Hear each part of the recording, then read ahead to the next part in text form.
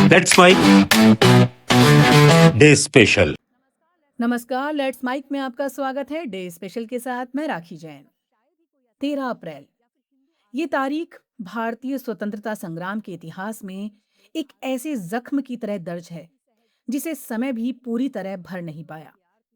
ये वो दिन है जब अमृतसर के जलियांवाला बाग में निहत्थे शांतिपूर्ण भारतीयों पर गोलियां बरसाई गईं।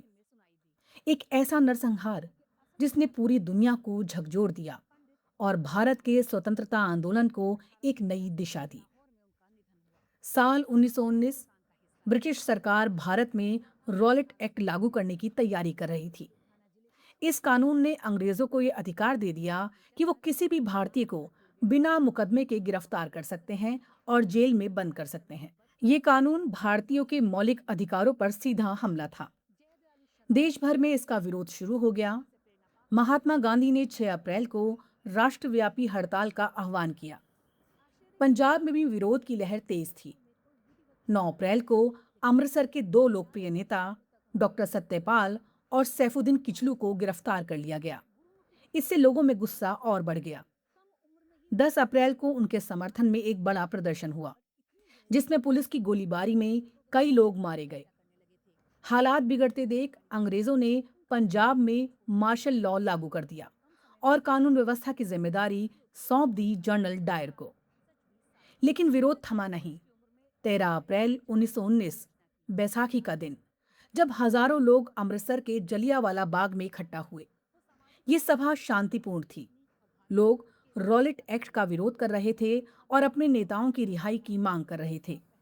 वहां महिलाएं थीं, बच्चे थे, बुजुर्ग थे और हजारों की संख्या में आम नागरिक मौजूद थे। तभी अचानक जनरल डायर अपने सैनिकों के साथ वहां पहुंचा।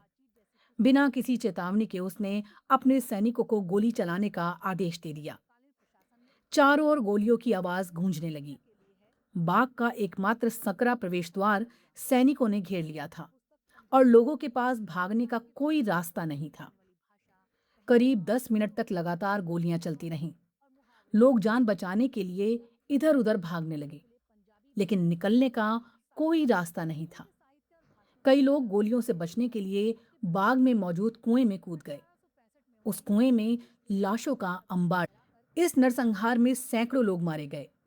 आधिकारिक तौर पर हंटर कमेटी ने 379 लोगों की मौत बताई, लेकिन भारतीय नेताओं और स्थानीय लोगों का मानना है कि मरने वालों की संख्या 1000 से भी ज्यादा थी। ये घटना केवल एक हत्या नहीं थी, ये एक चेतावनी थी, एक दमन था जिसने पूरे देश को झकझोर दिया। इसने भारतीयों के मन में ब्रिटिश शासन के प्रति बचा हुआ भरोसा भी खत्म कर दिया।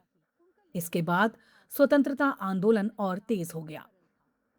लेकिन इस कहानी का एक और अध्याय भी था, बदले का अध्याय। इस नरसंहार के समय एक युवा भी वहां मौजूद था, उधम सिंह। उन्होंने अपनी आंखों से इस पूरी घटना को देखा था। उस दिन उन्होंने मन ही मन कसम खाई कि इस अन्याय का बदला जरूर लेंगे।